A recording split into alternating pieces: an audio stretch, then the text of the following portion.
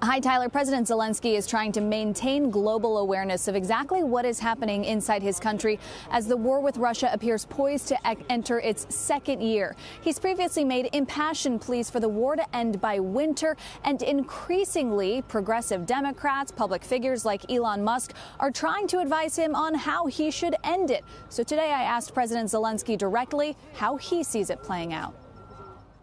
At this point, will the war end with a battle or a negotiation, and when? It's a complex thing because it depends on multiple factors. We've shown our resilience as the people. We continue. We are motivated by being the Ukrainians, by being the citizens of this country, from different walks of life, from different nationalities, but we are motivated with what we have, and we defend what we have. This is what depends on us. This is our end target, and we are going there. It is also very much dependent on our partners. Well, speaking of partners, two lawmakers who both sit on the Senate Committee for Armed Services from each party, Senator Richard Blumenthal and Senator Lindsey Graham, joined the event.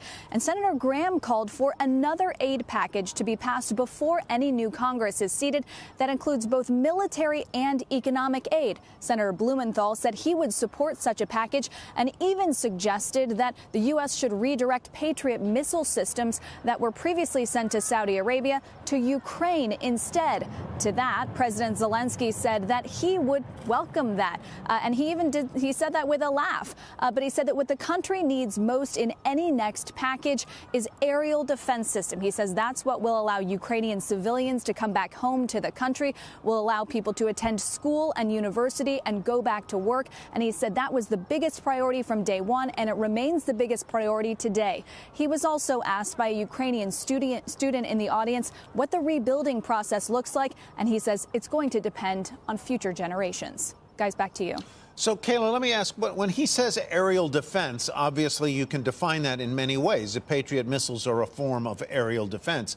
But I assume what he's talking about are actual aircraft and or drones that would be able to not only perform a defensive function, but an offensive function. Well, it is clear that NATO allies have said from the beginning that they will not be providing any type of aircraft that would be seen as an offensive weapon. They have tried to make that distinction from the very beginning. But President Zelenskyy bemoaned the thousands of missiles that rain down on his country with some regularity and said that they need to be able to shoot down those missiles, and that is their own missile defense systems, like the ones that you mentioned, that are going to be of utmost importance. Tyler. Was there any discussion in the room or with President Zelenskyy about President Putin's speech yesterday, where he once again went off after the West and asserted that Ukrainian peoples and Russian peoples are fundamentally one and the same?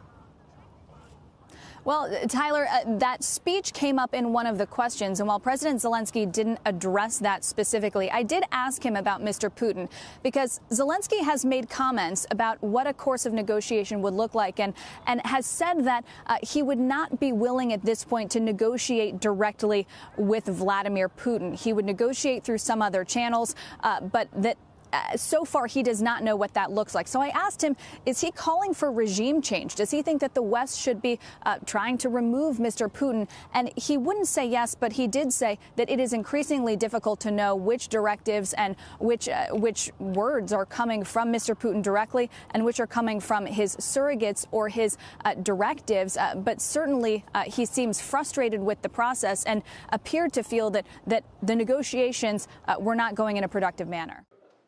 Shepard Smith here. Thanks for watching CNBC on YouTube.